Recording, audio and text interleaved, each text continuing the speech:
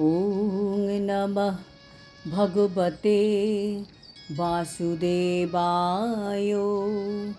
শ্রীমদ্ ভগবদ গীতা তৃতীয় অধ্যায় কর্মযোগ। হরে কৃষ্ণ।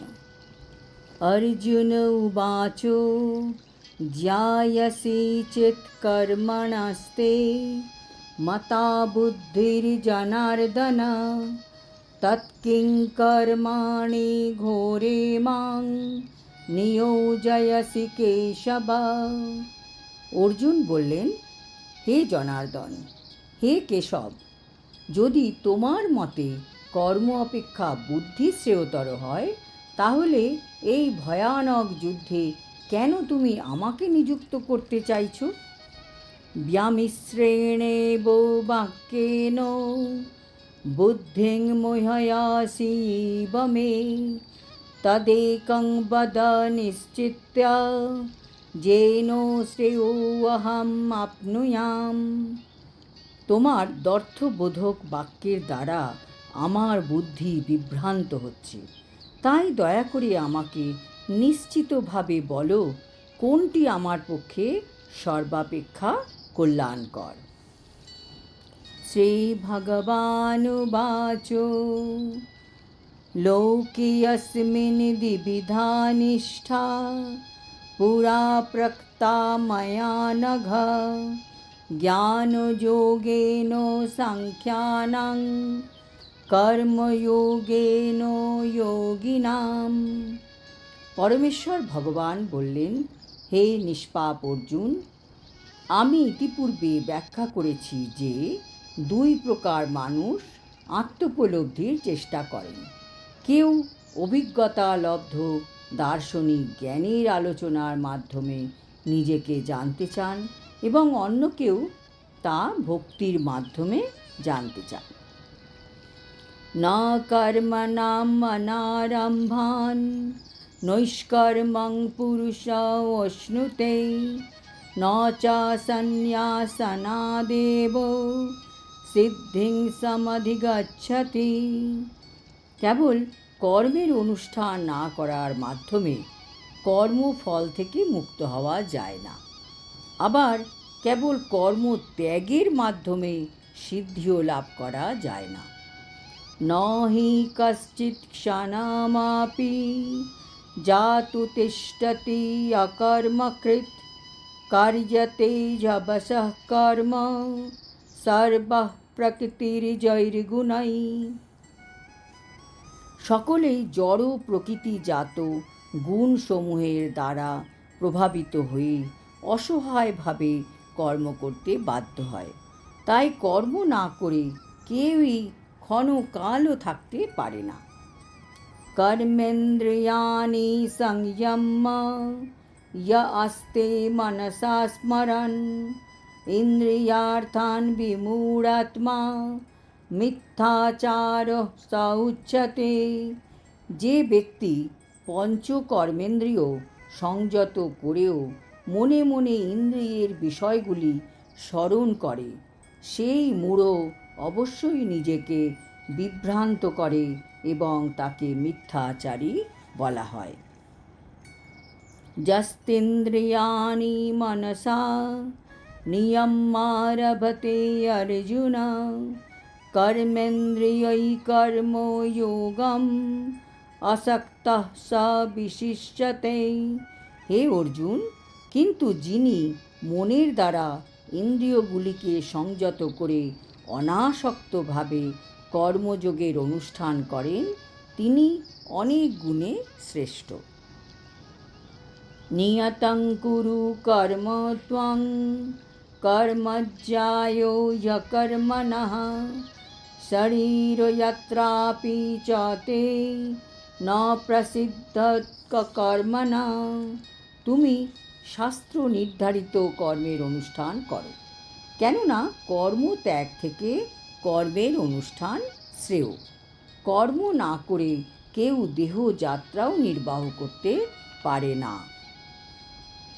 যজ্ঞার্থাৎ কর্মণঃ অন্যত্র লোকোऽয়ং কর্মবন্ধনঃ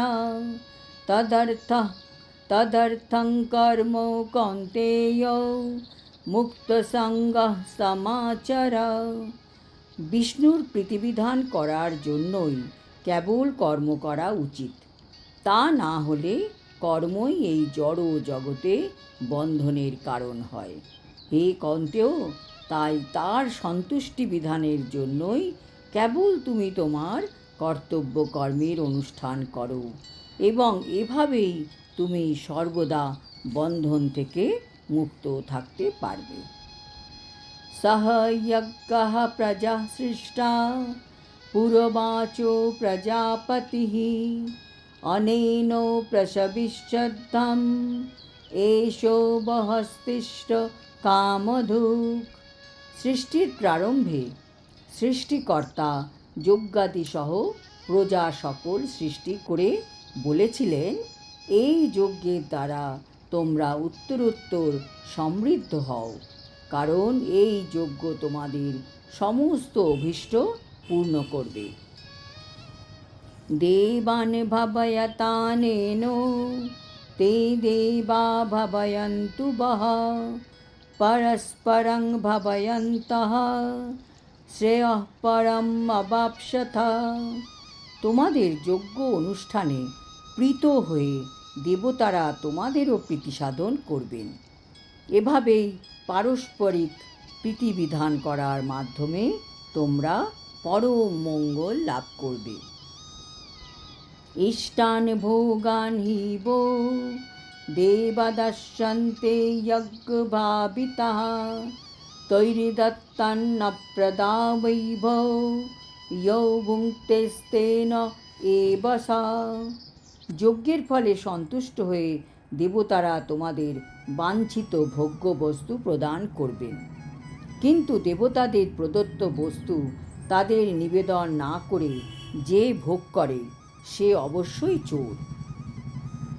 যজ্ঞশিষ্টাশিনো সন্তো মুচ্যন্তে সর্বকিলবিষৈ ভুঞ্জতে তে তঘং পাপা ये পচন্তি আত্মকারণাৎ। ভগবত ভক্তেরা সমস্ত পাপ থেকে মুক্ত হন, কারণ তারা যজ্ঞাবশিষ্ট অন্নাদি গ্রহণ করেন। যারা কেবল নিজেদের ইন্দ্রিয়ের তৃপ্তির জন্য পাক করে তারা কেবল পাপই ভোজন করে।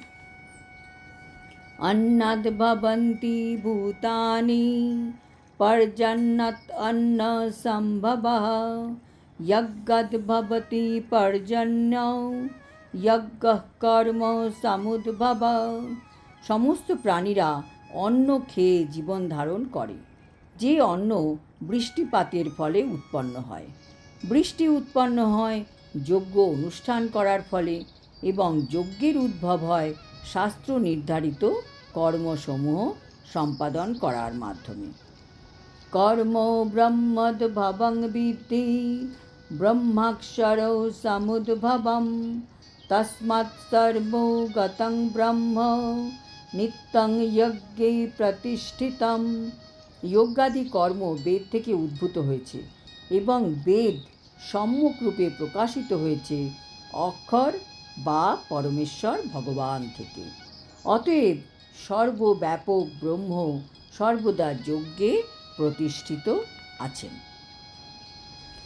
এবং প্রবর্তিতং চক্রং নানুবর্তয়তিহ যা অঘায়ুরিন্দ্রিয়ারামো মোঘং পার্থ সজীবতি।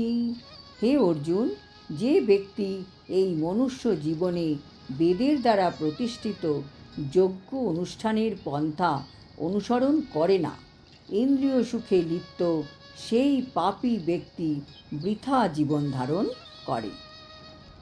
যস্তু আত্মরতিয়েব সদ আত্মতৃপ্তশ্চ মানবঃ আত্মন্যেব চ সন্তুষ্টঃ তস্য কার্যং ন বিদ্যতে। কিন্তু যে ব্যক্তি আত্মায় রমণ করেন, আত্মাতেই তৃপ্ত এবং আত্মজ্ঞানী, তার কোনো কর্তব্য কর্ম নেই।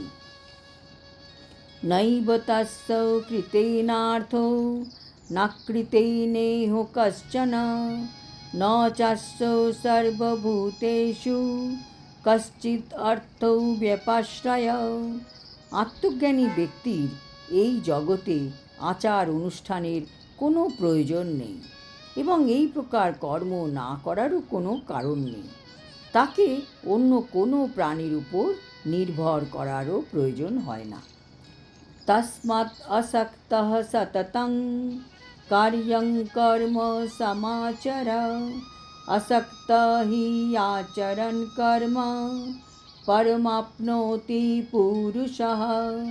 অতএব কর্মফলের প্রতি আসক্তি রহিত হয়ে কর্তব্য কর্ম সম্পাদন করো। অনাসক্ত হয়ে কর্ম করার ফলেই মানুষ পরতত্ত্বকে লাভ করতে পারে। কর্মণ্যৈব হি সংসিদ্ধিম আস্থিতা জনকাদয়ঃ লোকসংগ্রহম মেবাপি সংপশ্যন কর্তুম অর্হসি। জনকাদি রাজারাও কর্মের দ্বারাই সংসিদ্ধি প্রাপ্ত হয়েছিলেন। অতএব জনসাধারণকে শিক্ষা দেওয়ার জন্যই তোমার কর্ম করা উচিত। যৎ যদাচরতি শ্রেষ্ঠঃ তত্তৎ এব ইতরো জনঃ স যৎ প্রমাণং কুরুতে লোকস্তদনুবর্ততে। শ্রেষ্ঠ ব্যক্তি যেভাবে আচরণ করেন সাধারণ মানুষেরা তার অনুসরণ করে। তিনি যা প্রমাণ বলে স্বীকার করেন সমগ্র পৃথিবী তারই অনুগমন করে। ন মে পার্থস্তি কর্তব্যং ত্রিষু লোকেষু কিঞ্চন ন অনুবাপ্তম অবাপ্তব্যম বর্তয়েব চ কর্মণি।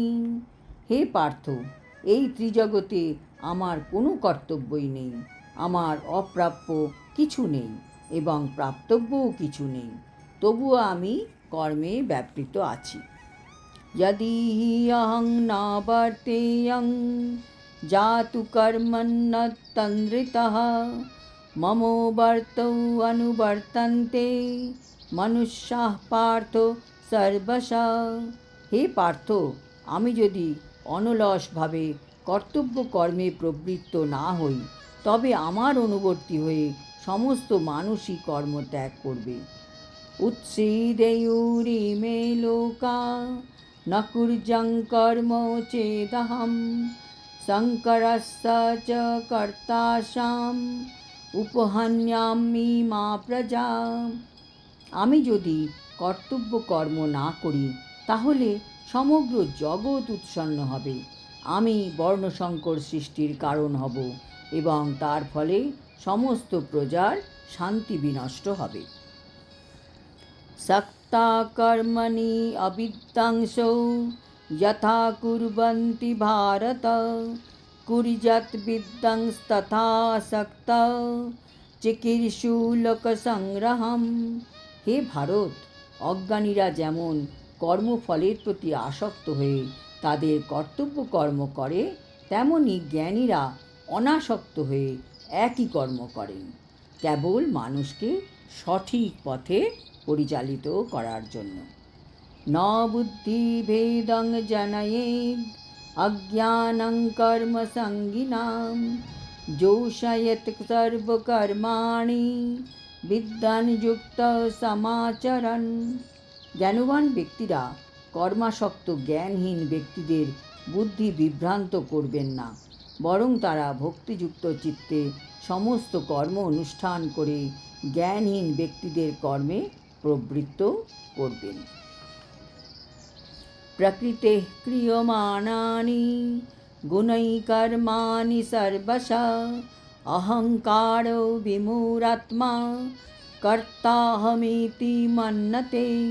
অহংকার বশত জীব মোহাচ্ছন্ন হয়ে জড় প্রকৃতির ত্রিগুণ দ্বারা ক্রিয়মান সমস্ত কার্যকে স্বীয়কৃত বলে বিবেচনাপূর্বক নিজেকে কর্তা বলে মনে করে। তত্ত্ববিত্তু মহাবাহো গুণকর্ম বিভাগয়ো গুণাগুণেষু বর্তন্ত ইতি মত্তা ন সজ্জতে।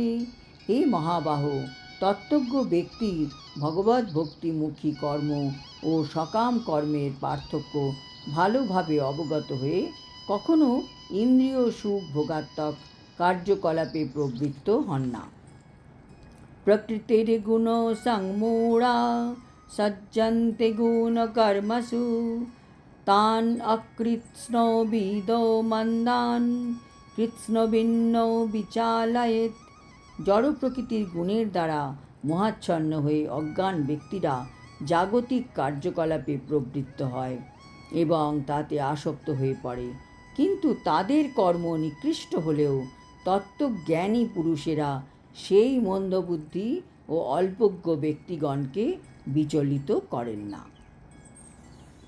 ময়ি সর্বাণি কর্মাণি সন্ন্যস্য অধ্যাত্মচেতসা নিরাশির্নির্মমো ভূত্বা যুদ্ধস্য বিগতো জরঃ। অতএব হে অর্জুন, অধ্যাত্ম চেতনা সম্পন্ন হয়ে তোমার সমস্ত কর্ম আমাতে সমর্পণ করো এবং নিষ্কাম, মমতা শূন্য ও শোক শূন্য হয়ে তুমি যুদ্ধ করো। ये मे मतम इदं नित्यं अनुतिष्ठन्ति मानवाः श्रद्धावन्तो अनसूयन्तो मुच्यन्ते तेऽपि कर्मभिः।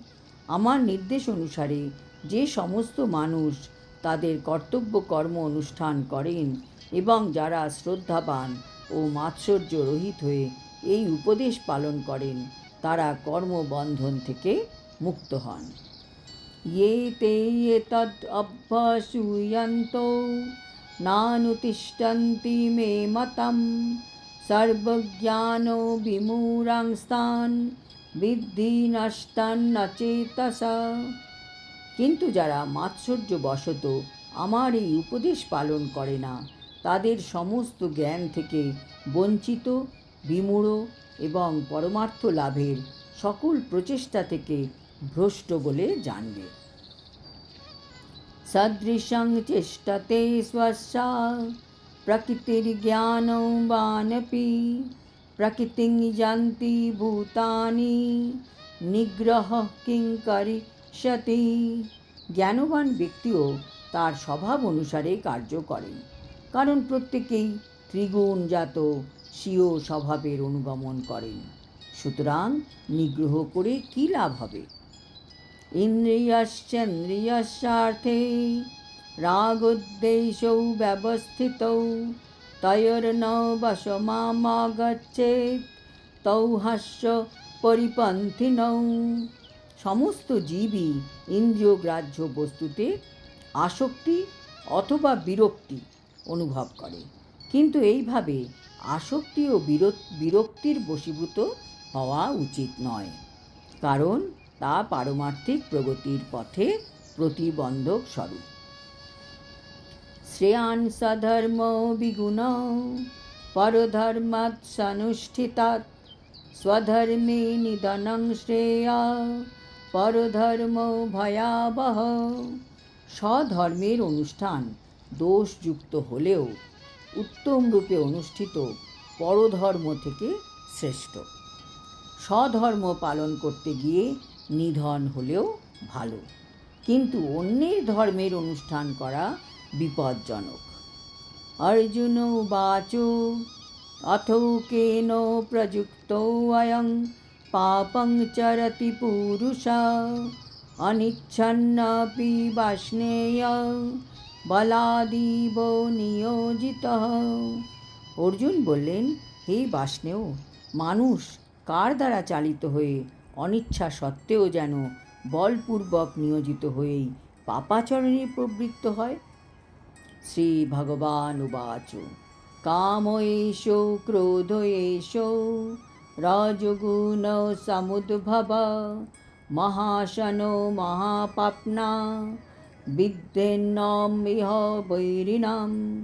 পরমেশ্বর ভগবান বললেন, হে অর্জুন, রজগুণ থেকে সমুদ্ভব কামই মানুষকে এই পাপে প্রবৃত্ত করে এবং পরবর্তীকালে এই কামই ক্রোধে পরিণত হয়। সর্বগ্রাসী ও পাপাত্মক কামকেই জীবের প্রধান শত্রু বলে জানবে। ধূমেন প্রিয়তে বহ্নির্যথাদর্শো মলেন চ যথা উল্লেন আবৃতো গর্ভস তথা তেনৈদম আবৃতম।